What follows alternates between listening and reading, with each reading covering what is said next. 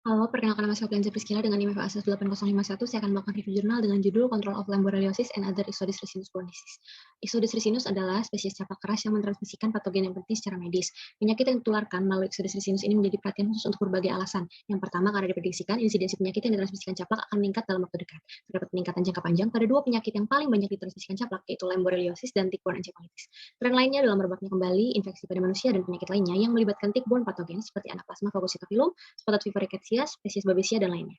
Keparahan dan insidensi penyakit yang ditularkan caplak selain Lyme borreliosis dan tick-borne encephalitis tidak diketahui karena kurangnya kewaspadaan dan modalitas diagnostik yang adekuat. Kedua, reliabilitas penegakan diagnosis dari Lyme borreliosis dan efektivitas dari tata laksana antibiotik dipertanyakan secara publik termasuk oleh para ahli dan dokter. Keraguan dan ketidakpastian tentang keparahan, gejala, dan diagnosis serta penata laksanaan tick-borne disease menyebabkan kontroversi dan menyebabkan keraguan antara pasien dan tenaga kesehatan. Untuk limpahan dan penyebaran dari Ixodes ricinus ini sendiri, caplak ini memiliki 4 tahap siklus hidup, yaitu telur, larva, nimfa, dan dewasa, dan hanya membutuhkan 1 kali menghisap darah atau makan di setiap tahapan aktifnya. Caplak ini membutuhkan 3-6 tahun untuk mencapai siklus hidup lengkap, bergantung iklim dan ketersediaan host. Caplak ini memiliki strategi dalam menyerang dan menemukan hostnya, seperti memanjat vegetasi, bergelantungan di batang, dan dia akan menunggu host yang lewat. Caplak akan melekat ke hewan host yang melewati vegetasi. Setelah makan, selama beberapa hari, caplak akan melepaskan diri dari hostnya dan menjatuhkan diri ke tanah.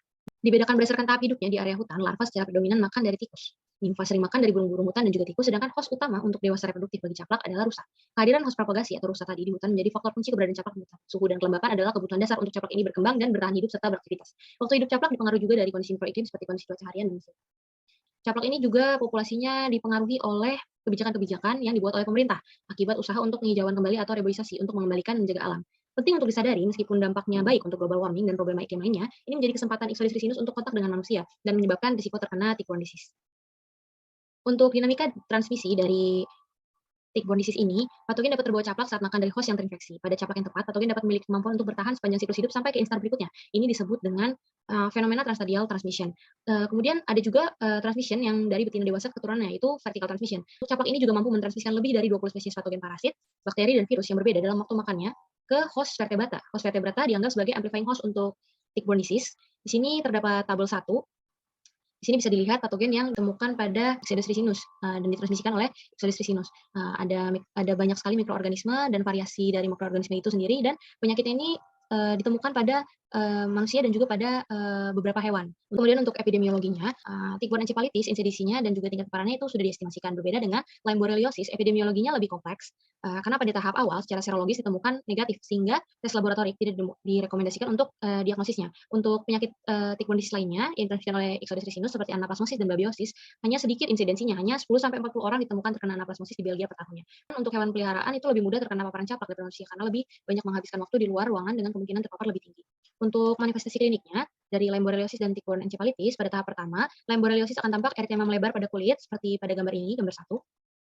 Seperti pada gambar ini, biasanya terbentuk 1-2 minggu setelah gigitan caplak dan bila dibiarkan dapat berkembang hingga tahap kedua bahkan ketiga. Pada tahap awal bisa ditemukan lesi lainnya juga seperti limfositoma, sedangkan pada tahap akhir dapat berdampak ke sistem saraf pusat. Banyak juga pasien dengan manifestasi klinik yang tidak spesifik seperti kelelahan, nyeri otot, dan sendi. Pada tick-borne encephalitis, mayoritas pasien tuh asimptomatik, namun gejala awal itu bisa muncul pada 2-8 hari, rata-rata 8 hari dengan fase viremik dan fase neurologik. Untuk fase viremiknya meliputi demam dan kelelahan, sedangkan fase neurologik meliputi meningitis ringan hingga meningoencephalomyelitis berat.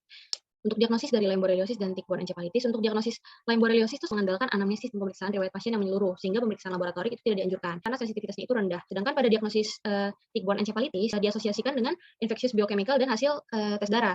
Untuk cairan cerebrospinal juga biasanya menunjukkan pleositosis dengan sel polimorfonuklear di awal dan sel mononuklear di akhir. Tes serologis dapat dilakukan baik dari serum maupun cairan cerebrospinal menggunakan IgG, IgM, ELISA sebagai alat diagnostik yang paling umum untuk tick-borne encephalitis. Untuk treatment atau tata laksana dari Lyme borreliosis dan tick-borne encephalitis ini bervariasi. Untuk Lyme borreliosis tata laksana dengan regimen antibiotik, sedangkan untuk tick-borne encephalitis ini tidak ada tata laksana kausal, hanya tata laksana suportif. Untuk tick-borne disease lainnya yang menginfeksi intraseluler seperti spotted fever rickettsia dan juga Borrelia miyamotoi dapat ditata laksana dengan doxycycline. Sedangkan untuk babesiosis ini membutuhkan tata laksana berbeda, yaitu dengan azitromycin dan atofakon atau clindamycin dan quinine tergantung keparahan penyakitnya. Untuk pengendalian dari Lyme borreliosis dan tick-borne disease lainnya, ini pengendaliannya itu serta pencegahannya. Ini meliputi aksi pencegahan personal, pendekatan lingkungan, pembuatan peraturan kesehatan, aksi dari tenaga medis, dan juga vaksinasi. Berikut bisa kita lihat di tabel 2. Di sini ada untuk personal bisa avoid tick habitat, menghindari tempat-tempat habitat dari tungau atau caplak.